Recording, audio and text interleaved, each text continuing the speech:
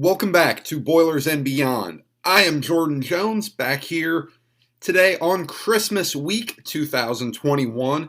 This is being recorded Sunday night, one day earlier than usual.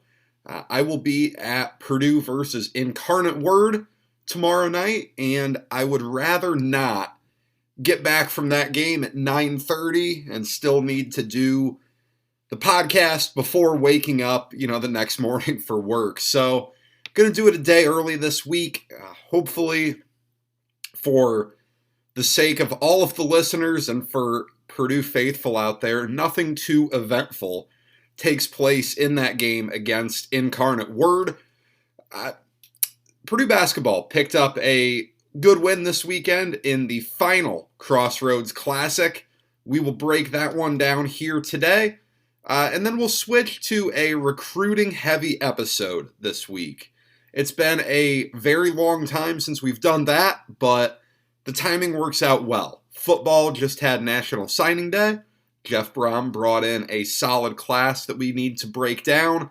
And then basketball picked up one of the bigger commitments that we have seen in recent years on, Thursday last week with Draven Gibbs-Lawhorn. So this provides a good opportunity to talk about recruiting in both sports. I'm looking forward to this one today. First, as always, give the show a follow on Twitter at Boilers Beyond. Lots of stuff there throughout the week. Subscribe wherever you get your podcast, be it Apple Podcasts, Spotify, Google Pods, wherever it is. Give it a follow there. And if you enjoy the show, we always appreciate positive reviews this time of year. New episodes are up every week, so you'll want to be sure, subscribe so you don't miss out on those. But as I said, Purdue versus Butler in the final iteration of the Crossroads Classic. Purdue 77, Butler 48, a game that was never in much doubt, especially after the under 8 timeout in the first half maybe. I don't have the game flow in front of me, but late in the first half, Purdue started to pull away. Jaden Ivey hit some big shots, and Butler never came close to coming back in this one. Purdue ran away with it. Purdue improves to 10-1 on the season. They end the Crossroads Classic with a total record in the event of 4-7. Started off 0-5, 5 straight losses to tip off the Crossroads Classic, but ended on a 4-2 note. That 2011 to 2015 run really hurt Purdue's final record in this event. But Purdue gets a win that they badly needed. Purdue struggled out east against Rutgers and NC State. Purdue did not play well in either game when they were number 1 in the country. They were down to number 3 this past week and looked much better. Purdue played an all-around good game. They shot well after having not shot well. They played better defense. We'll get to that more. But, the takeaways start with the lineup change, because anytime a lineup gets changed, it gets made too much of normally.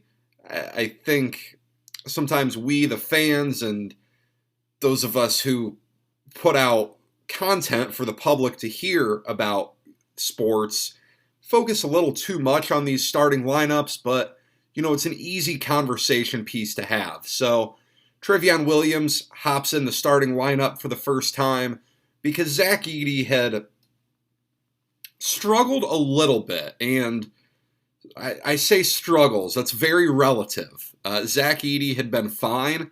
There had been nothing wrong with Zach Edey.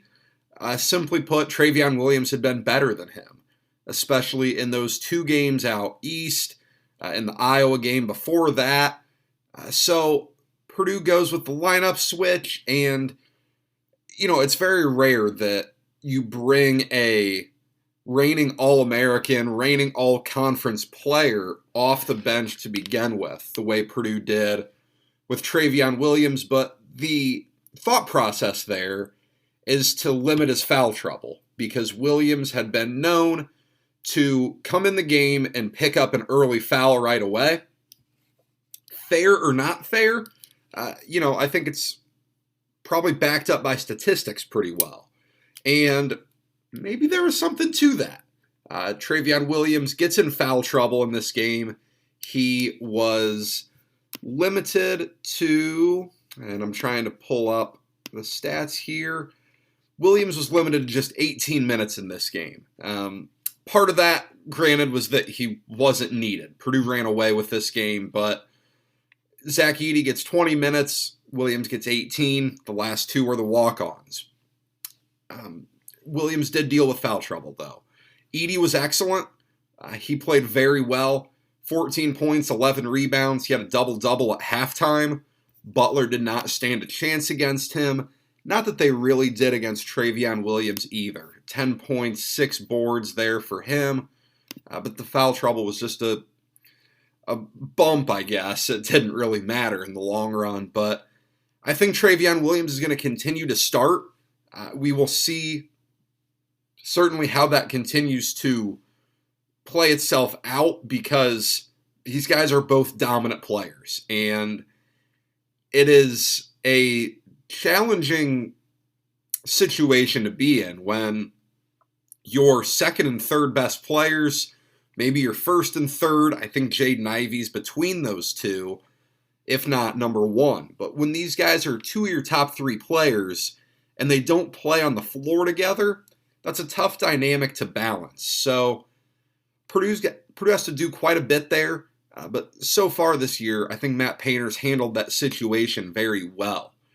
The key to this game, the key takeaway I have from this game, number one, is that Purdue's defense was as good as it's been in a year and a half now. That 2019-20 team, for as offensively challenged as it was and how uninspiring it was at times, they played good defense. They were a good defensive team. Matt Harms was a good defensive big man. Nogel Eastern was an excellent defensive guard. So that was a good defensive team. But ever since that team ended, this is the best Purdue has looked on defense. This also isn't a good Butler team. That, I think, everyone can agree on. But when you hold Butler to 32% shooting, I think that number was something like 25% in the first half. You hold Butler to 4 of 28 from the three-point line, and my goodness, I don't know that I had recognized that until I'm looking at the live stats now with the mic on. 4 of 28 from the three-point line. They were 0 of 9 from 3 in the second half, which means they took 19 threes in the first half. Wow. All right, so Purdue's defense was much better. Purdue, I think a lot of times Purdue's too quick to help on defense, and I know that's by design because Purdue doesn't have a lot of great lockdown perimeter defenders, but I thought Purdue did a much better job at staying in front of their man, at least not needing three guys to collapse. If they needed help, they got help, but they didn't overhelp. I thought they did a better job at not allowing for three-point attempts to be very open. Purdue certainly was going to let Butler shoot a little bit in this game. I mean, they got 28 three-point attempts off, but Purdue didn't overhelp to the point where that became a massive problem. The way we saw it in games when Purdue was allowing poor three-point shooters absolutely wide open chances, Purdue was at least getting hands up there. Even if they were arriving a little late, clearly it had an impact. This is something you have to watch moving forward. One game doesn't indicate a turned corner on defense, but we've seen a new peak for Purdue's defense, I guess. This is the best they've looked, so it's going to be important to make sure that Purdue continues to play defense at this level moving forward, because when Purdue plays defense the way they did on Saturday, and if they're knocking down shots, this team's probably not going to lose to almost anyone. When it's missing shots, playing defense like this really allows you to just muck it out and use your bigs and win games. That's your strategy. And if you can get this high level of defense, your offense operates at an efficiency level that is downright lethal. On that offensive end, in this Crossroads game, Jaden Ivey was unbelievable. He had 22 points. He was 6 of 6 from the three-point line. And that obviously is the stat that jumps out, 7 of 10 overall. That hasn't been something we've seen. Jaden Ivey's shooting 46% from 3 on the season now. That 6 for 6 obviously skews the stat quite a bit. Jaden Ivey's not a 46% three-point shooter when you look at that number. He's not that great of a three-point shooter, but showing the ability to do that, that's why he's such a high NBA prospect. That's why Jaden Ivey's going to be making a heck of a lot of money this time next year. He is a very, very high-level player, and one thing that I noticed with him in this game, he was taking the ball up the court more. At least it felt like it. I don't have the numbers to back that up, but it felt like he was taking the ball up court more. And when he does that, you see so often that he tries to get to the rim right away. A lot of times before this Butler game, Ivey had gotten too far deep to where he couldn't do much, and that usually ended in a turnover, a live ball turnover, a travel, a really hard pass to convert on. It never ended all that well for him. In this game, I thought he was doing a better job of recognizing when he was going to be able to get to the rim and when he needed to ease up a little bit closer to the elbow. And when he did that, the offense is able to get right in rhythm. And at times, you're going to be able to get straight to the rack. I mean, look at that NC State game, that play where he gets the ball around midcourt and just goes coast to coast and slams one down. That's the ability he has. But it was interesting to see the ball in his hands more because let's face it, you have a player like him. I know Purdue doesn't always like to skew away from its game manager type of point guard. That's Isaiah Thompson. That's Eric Hunter. But when the ball's in Jaden Ivey's hands, anything can happen. That can be a blessing. That can be a bit of a negative at times too, but you get to see a lot of special stuff with that. I thought, the final thought from this game, and I tweeted it out right when it happened because I was curious to see what would happen here, and that was Ethan Morton coming into the game for Sasha Stefanovic right around the under 16. It was early on in the game. Morton comes in rather than Brandon Newman. Earlier in the week, I always enjoy listening to Matt Painter's press conferences. Golden Black posts them on YouTube. I always check those out. And he had some very interesting comments about Brandon Newman that were rather pointed. Simply putting that Newman was taking bad shots. And, well, he was. He took some bad shots against Rutgers and NC State. And Painter brought up that if he continued to take bad shots, he wouldn't be playing a whole lot longer, more or less. That he was going to severely limit himself. Maybe that limiting has already started. Newman was the 10th player in minutes for Purdue in this game. He only had 11 compared to 19 minutes from Ethan Morton, compared to 18 minutes from Eric Hunter, 20 for Isaiah Thompson, 22 for Sasha Stefanovic, and this was a game that Purdue had the entire way. That says something. It didn't help Newman that he went 0 for 4.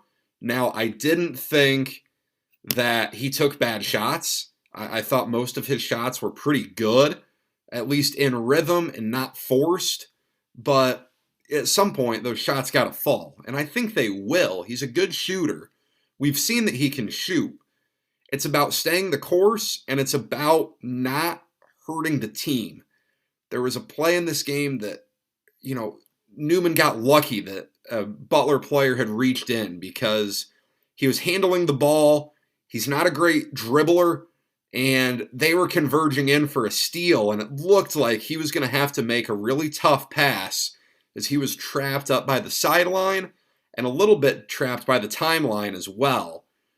So it's just stuff like that where Ethan Morton's been rock solid. He deserves to get that playing time, but it is tough for a guy like Brandon Newman, who started more games than not last year as a true redshirt freshman, now looking at maybe he's that 10th guy, when before the season, it looked for sure that Ethan Morton would be that 10th guy.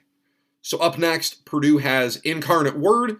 That is tomorrow. That is today for most of you listening when this gets uploaded Monday morning. They're 2-9 on the year. They're not very good.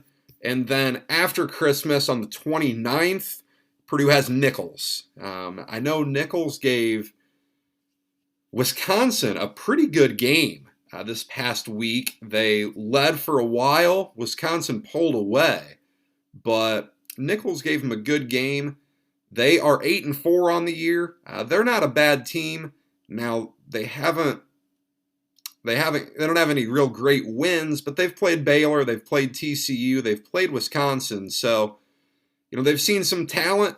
They've got reigning Elite Eight appearance, Oregon State coming up this week as well. So that's what Purdue has left in the non-conference. And then from there on out, it is Big Ten only. All right, the Crossroads Classic has come to an end. It's been the talk of media in the state of Indiana this weekend. Got a question about it on Twitter, so let's talk about it. The Crossroads Classic is over. 11 years of the event have come and gone. It will not be played next year. It will not be played for the foreseeable future. I know Matt Painter has been very vocal about how upset he is that it's coming to an end. Why is it coming to an end? I assume most of you have figured out by this point. Indiana was the driving force behind this ending. IU has made it known that they want to play in events that are a little bit more national in landscape than playing in an event against, Indiana schools down at the state capitol, at the field house, at an NBA venue. They want something bigger than that. And they conveniently, and I'm sure this had been in the works before, and they waited till this week to announce it, they have now replaced, I guess to some degree, replaced this with a home and home with Kansas. That is certainly a more national scene. That is one of the most successful programs in college basketball. So there you go. I will, I'm not going to turn this into a complete IU rant, but I can see to some degree why, and it's a kind of a fact, that this event has lost its luster a little bit. When this event started back in 2011, the first Crossroads Classic played in December of 2011, Purdue was coming off of a very good stretch with the Baby Boilers. The year before, they'd won the Big Ten with Jawan Johnson and Etuan Moore.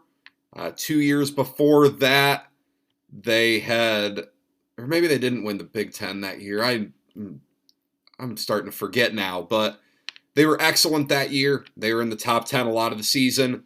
The year before that, they were up to number 3 in the country before Robbie Hummel got hurt. A couple of Sweet 16s, a Big Ten title or two in there. Purdue was very successful. Butler was coming off back-to-back national championship game appearances. That was unprecedented. That was remarkable. Butler basketball had never been a bigger brand. Brad Stevens was still there. That was pretty remarkable. And then Notre Dame, just had a pretty successful run there. Luke Herringody was there. They were getting ready to embark on another good run. They were good there for a while. So it was 3 teams that had quite a bit of success. 3 teams that had spent a lot of time in the top 25 and made some tournament runs. Indiana hadn't done that. Indiana had struggled quite a bit. That was the season the Crossroads started, was that same season. I think it was the weekend after they had the Christian Watford shot against Kentucky. They'd printed up the We're Back t-shirts. All of that stuff had just happened that season. So you had 4 programs that within the year or two that it started or the year or two before have been very good on the national scene. Now, that's just not reality. Notre Dame has fallen off quite a bit. You know, they had that run to the Elite Eight back when they had Jerian Grant, Pat Connaughton. They were good. Got to the Elite Eight, lost to that really good Kentucky team. Since then, Notre Dame's kind of just been falling downwards a little bit. They're 4-5 now. They're not very good. Butler has completely fallen apart. Laval Jordan was handed a really good program there by Chris Holtman. That has fallen apart. They have some decent pieces. I know they're dealing with injuries this year, and it's really hard because, you know, it's hard to judge them when they haven't played a game as a full team yet, but they've got ran off the floor a couple times in the Maui Invitational. Purdue ran them off the floor. You know, they got the Jaden Taylor kid from Perry Meridian, but I don't know that should be your best recruit when you are playing in the Big East. They're in a tough spot. They're not what they were when this started. So then you have Indiana and Purdue, who already play each other twice a year. You know, when you're Indiana looking at this, I guess you do have to look at it from the lens of you're playing Notre Dame or Butler. It doesn't really matter what Purdue is doing for this event. It matters what Notre Dame and Butler look like more. Now, Indiana also likes to use this as an excuse for why they can't schedule tougher non-conference games. That's ridiculous. They don't make, at least the last few years, they haven't made much of an effort there. You look at their non-conference this year, they played in the Gavitt games in the Big Ten ACC Challenge, which are a part of being in the Big Ten. That is a part of your conference affiliation. And then they played in the Crossroads Classic, which was already contracted. Outside of that, in the non-conference, they played exclusively mid-majors. So, don't come at me with that one. This event hasn't held Indiana back one bit. They simply haven't wanted to schedule a tougher non-conference and have decided to use this event as a scapegoat. So be it. This event moves on. Purdue, Notre Dame, it seems like Notre Dame hasn't loved this event. Butler, I think by all means, this is a great event for Butler. I know there have been a lot of people saying, hey, just have Purdue and Butler schedule home and homes. I think that's certainly realistic. I don't think that's something Purdue would shy away from, but I think maybe you might want Butler to get a little bit better first. You know, what's next for Purdue, though? A home and home with Butler is a potential scenario. I don't know that Purdue and Notre Dame would ever schedule a home and home. Digger Phelps always adamantly refused to do that. I don't think Mike Bray was ever jumping for joy to do that. I don't know how much longer Mike Bray will be there, but I'm going to express some doubt that Notre Dame's going to come to Mackey Arena unless it's a Big Ten ACC Challenge matchup. Purdue will want to do something significant here, whether it's a neutral site or a marquee home and home. I think both of those are reasonable outcomes. The one thing I will caution, you know, I tweeted Saturday that I hope whatever Purdue replaces this with, if it's a neutral site, I hope it's in Indy. I'll add one thing to that.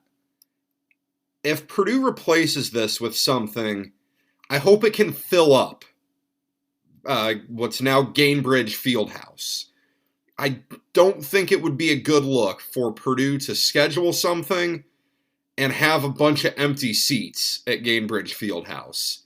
That would be tough. That would really be poor optics in replacing this event. I think a home and home is much safer, obviously.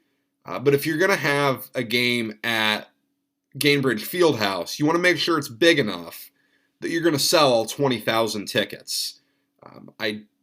Purdue's always going to play in their MTE, their multi-team event. They're always going to play in the in the Big Ten ACC. Every 2 out of 3 years or whatever, they'll play in the Gavitt games. But, Matt Painter's always going to want to schedule tough. So they're going to replace this with something. I just don't know what it is. I'm sure we'll find out more over the summer as next year's schedule starts to get put together. Moving in to the recruiting portion here. Football fresh off National Signing Day. 20 guys signing their letter of intents to Purdue. Look, we're not going to list off all of them, but some headliners here. The top 2 guys, clear as day. Quarterback Brady Allen just won Indiana Mr. Football, won the 3A state championship for Gibson Southern High School, way down in southern Indiana. And then defensive end Joe Strickland. He's from Brebeuf High School down in Indy. They played each other in the 3A state championship game. Allen won out in a good game. Both these guys are 4-star recruits, which by default kind of makes them your headliners, but they play positions that are significant as well. Now, this isn't a offensive lineman coming in that isn't as, quote-unquote sexy of a recruit. These are guys at big-time positions. Quarterback is obviously as sexy as it gets, and then defensive end, Purdue's had so much success there that this makes a lot of sense. Strickland should come in and compete for playing time right away. I would imagine Allen will redshirt with Aiden O'Connell coming back. And then 2023, he'll be a redshirt freshman competing for that starting job. These guys are big time. Every big 4-star in the state of Indiana that Purdue can get is going to be a big time recruit. I think that is massive. Some other guys I'm really high on. Nick Carraway out of Bryan, Texas. He's going to play the Leo position for Purdue, slot in where Kydron Jenkins and DeMarcus Mitchell were this year. He's got some very impressive tape, playing in the All-American Bowl. I know his high school wasn't a juggernaut down there, but his stats were incredible. Carraway was a tackle machine this year. This is a position that Mark Hagan is very good at using. I think Carraway is a steal for Purdue, and I think he's a little underrated as well. A pair of receivers, always noteworthy in Jeff Brom's offense. You've got Curtis DeVille from Iowa, Louisiana. Yes, the city is Iowa. The state is Louisiana. And then Zion Steptoe, great name there. Frisco, Texas kid. Pair of receivers, both of them with some speed on the outside there. DeVille 6'1", Steptoe 6 foot flat. So neither of these guys are your big, tall possession receiver types, but I think both project pretty well. Both of them are going to be good. DeVille had some awesome highlights this year. They're going to be productive guys, and in Jeff Brom's system, it's pretty realistic for receivers to get on the field early if they're that much better than anyone else. Purdue goes 3 wide, 4 wide more than anyone. And then a couple more guys I'm pretty high on. Kentrell Marks from Cleveland, Ohio. Terrence Thomas from Youngstown, Ohio. These guys are both running backs, a position that Purdue could seriously use some depth in. They have brought in running backs every year. The downside is that the last 2 classes' running backs are both gone. Tyreek Murphy went one and done. He left Purdue after the 2020 season. I don't think his legal issues helped him there. He's at Rhode Island, and then Jaquez Cross left the team halfway through the season this year. He is now going to Arkansas State, I believe I saw. Marks and Thomas are both nice players, both 3-star prospects. Marks is pretty highly rated for a 3-star. I don't know if they'll play immediately. There is a little bit of depth at running back now, but within a couple seasons, these guys certainly will have their chances. A few takeaways from this recruiting class, in addition. Purdue really focused on building the trenches here. 5 offensive linemen and 4 defensive linemen. And this is very interesting because of how much Purdue is going to try to recruit the transfer portal. Offensive linemen take a while to develop. You don't have many guys like Gus Hardwig and Cam Craig who come in and play right away. It's usually a couple-year process, so Purdue's committing some serious scholarship capital to building the offensive line. Defensive line's the same way. They certainly got 2 really, really good ones. I can't say enough about Strickland and Caraway. I think that is a really good combo. And then you got 2 more there as well. So plenty to be optimistic about there.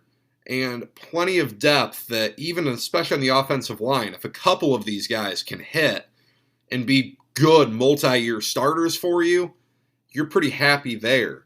And then Purdue's continuing to stockpile talent at tight end. They took 2 of them, both from Ohio, Charlie Kenrick, Max Clare. This is a incredibly crowded position on the depth chart for 2022 now. I would not be at all surprised if a name or two that's already at Purdue enters the transfer portal because everyone's back. Even, Jack Kravik was hurt early on in the season. He's back.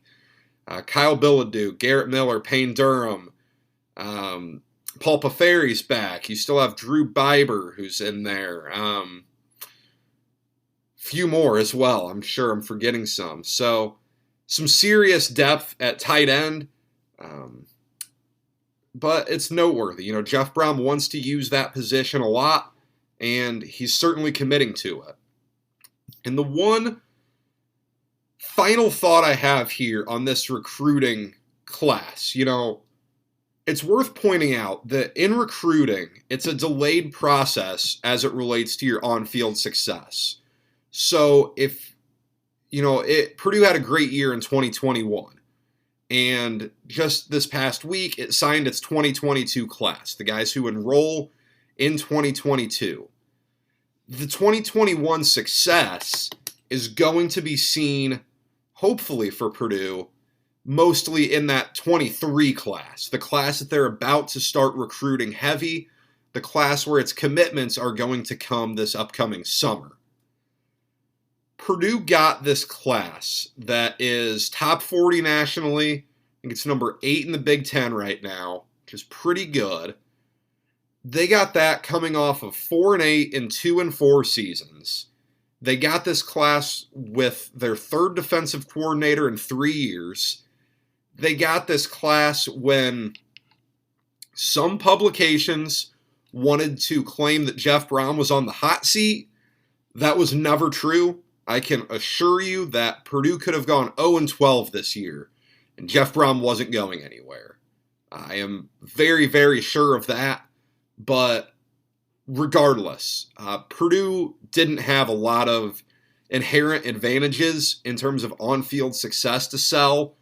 Purdue is not some NIL dream school. Purdue has some awesome boosters in the John Purdue Club. I don't see John Purdue Club members lining up to give every offensive lineman $50,000 a year the way Texas boosters are. So for Purdue to get this class is a great job done by Jeff Brom. When they get guys on campus, they're very effective recruiters. We'll see what this class turns into, but a very nice job by Purdue here.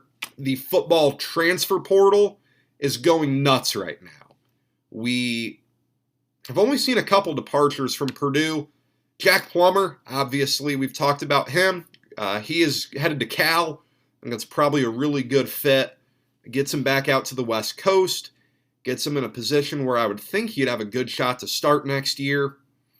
Bryce Austin, defensive tackle who hadn't seen the field much, he's heading in the portal as well. But Purdue's got a ton coming in already. Christopher Brooks from Cal, running back, has started 16 games for the Golden Bears, over 1,700 career yards. Grab that guy out of the portal, not half bad. He's a bigger back, he's a bruising back. So you have a backfield now of Brooks, King Daru, and Samson James for next year. That sets up pretty well, I think, to have some success on the ground. Offensive line play is a big part of that, but I think that looks pretty good if you're Purdue. Couple of receivers coming in. Elijah Canyon from Auburn only had 7 catches, 126 yards in 2 seasons there. Getting on the field early in the SEC is tough to do. It's not like he was playing in some pass-heavy offense with Malzahn for a year, with Brian Harsin for a year, with Bo Nix for both years. So he's an interesting prospect. SEC talent always helps. Then Tyrone Tracy, wide receiver from Iowa. He's coming in. He's an Indiana native from Decatur Central down in the Indianapolis area. 66 catches, 871, and 5 touchdowns in his career at Iowa. I will add, it's tough to really judge these stats at Iowa because it's not a receiver's paradise. Last year, he was a little bit second, third fiddle, Brandon Smith and Amir Smith-Marset during the COVID year. And then this year, dealing with Spencer Petras and Alex Padilla. Not great for a receiver looking to put up big numbers. I think Tracy's going to be a good addition for Purdue here, and I expect that he's going to get a lot of snaps next year. Picked up some offensive line depth with Sion Finau, Florida International offensive lineman. Had a lot of experience there. He adds another experienced body to the offensive line. You can never have enough of those. Then a couple defensive backs. T. Denson, Kansas State transfer, played in 13 games there. He should have a couple years remaining. Then Bryce Hampton, very interesting story here. Played at 2 different junior colleges, then played at Division II Adams State out in Colorado, and now he's headed to Purdue. Second straight year for Purdue, taking a Division II defensive back. Chris Jefferson was a nice add this year. So, not a bad flyer here. Hampton had 7 interceptions. That's always a plus. You'd love to get playmakers back there. You figure defensive back, you're really building depth here because Purdue gets quite a bit back there, especially assuming Corey Trice bounces back well from injury. So, a lot coming back for Purdue there, but you add a couple. Look, some of these guys are going to be really good. Some of these guys are going to make an instant impact. You look at Purdue this year, Jamari Brown was an instant impact guy out of the transfer portal. Purdue's not where they were this season without Jamari Brown. Chris Jefferson played well for them. Samson James figures to be right in the equation. On the offensive line, Greg Long and Tyler Witt were a couple of your better offensive linemen this year. Those were both transfers in. Brock Thompson gave you good reps at receiver this year, had some nice catches. He's a transfer. So Purdue really is going to get some good guys here. Some of these guys are going to be complete misses. Look back at names like Giovanni Howard, DJ Johnson. Looking at this year, didn't get a whole lot from Joe Anderson, South Carolina transfer. Robert McWilliams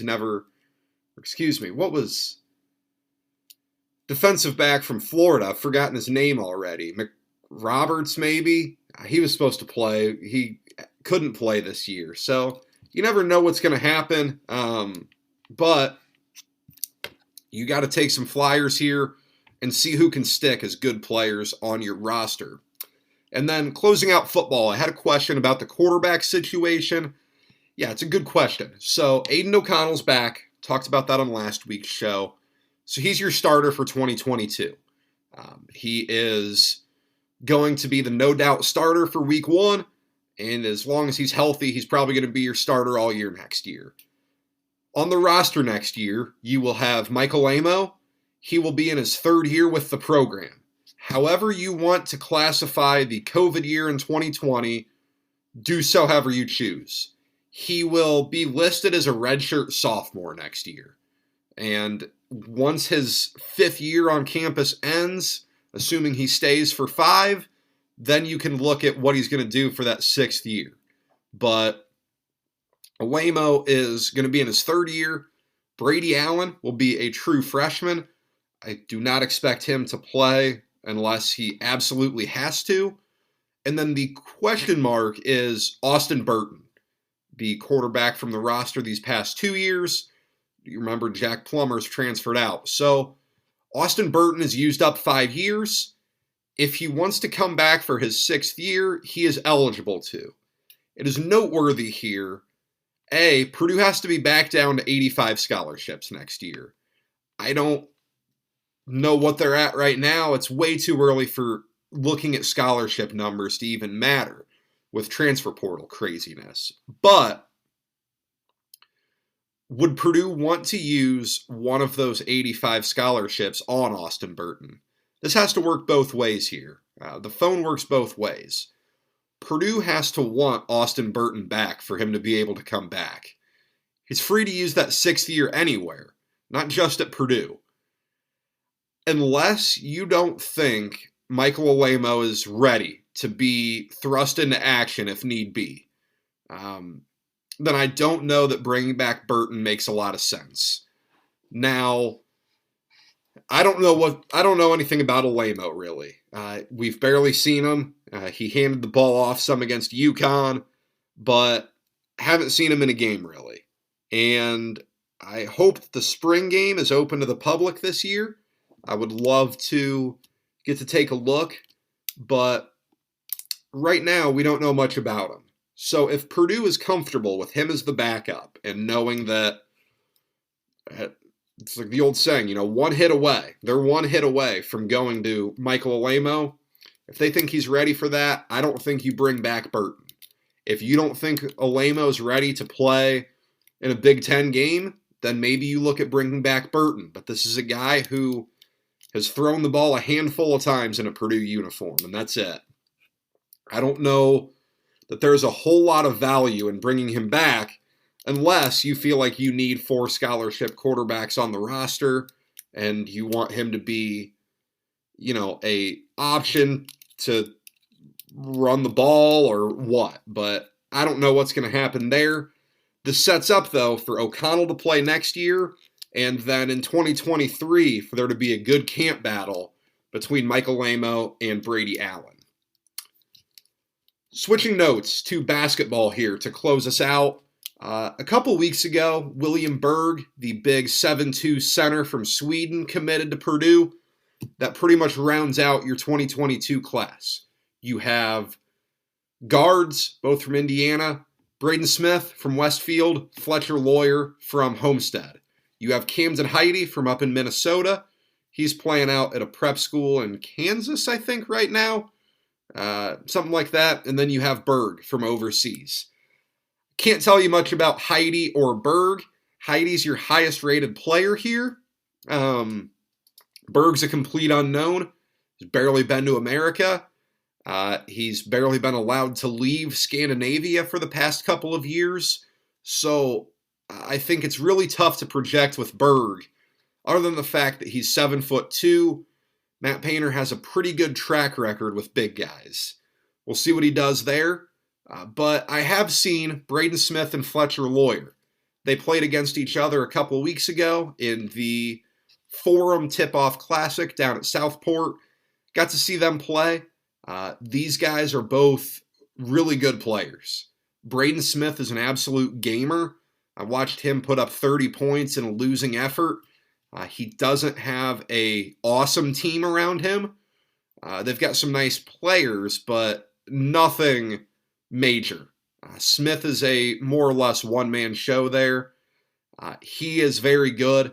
He is very basketball savvy. Fletcher Lawyer is a stone cold shooter. He has a beautiful shooting stroke. He is very versatile. He can score at all three levels. He can pass the ball. He can dribble the ball. He can do quite a bit of stuff. And I think that's important, especially the ball handling portion, because we have seen a little bit of limitation with Purdue guards and ball handling recently. These guys are both going to be really good. And then in 2023, Purdue just got a massive commitment on Thursday from Draven Gibbs-Lawhorn. 4-star recruit, top 40 in the country, I think on both 24/7 and Rivals. Originally from Lafayette, played his freshman year of high school at McCutcheon, and then went out to a prep school out in Utah. Gibbs-Lawhorn, 6 feet tall. Maybe he'll grow a little bit more, but he's very, very skilled. I think he's Purdue's second or third highest rated recruit in the 24/7 era. That's pretty big. I mean, this is an awesome pickup. Had an offer from Indiana, was getting some big-time interest from UCLA and Gonzaga. He missed his whole sophomore year with a foot injury. So that kind of explains his lack of offers, because not a lot of people saw him last year. This is a big-time pickup. I think the notion that, remember when it was a thing that Matt Painter couldn't recruit?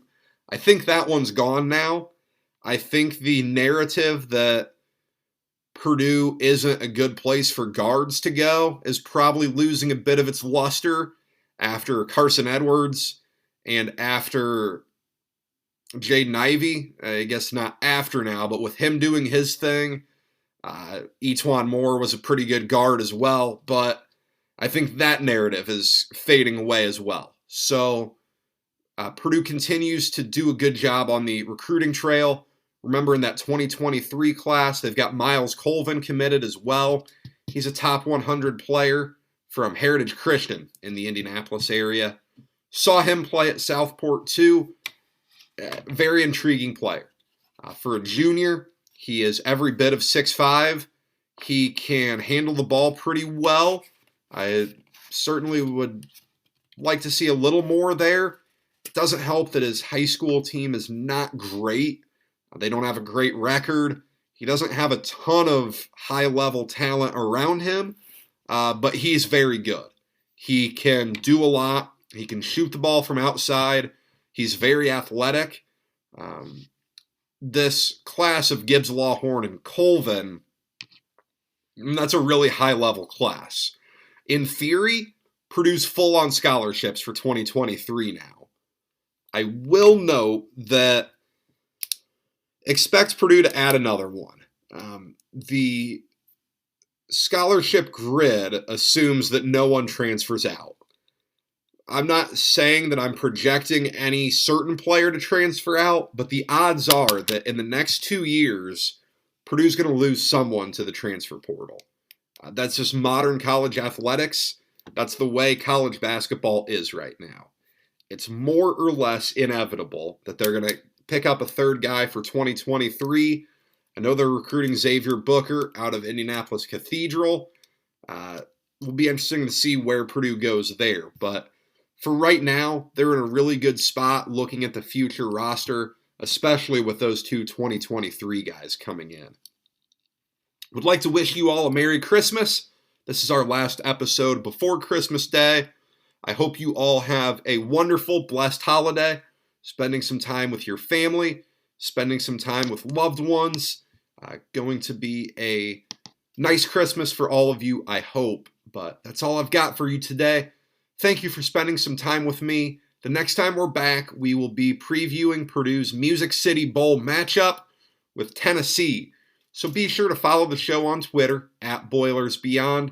Subscribe to the show. It's a long drive from Indiana down to Nashville. You're going to want to make sure you've got our preview episode for that bowl game.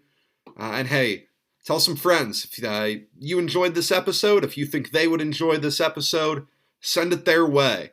But hey, until next week, have a Merry Christmas, everybody.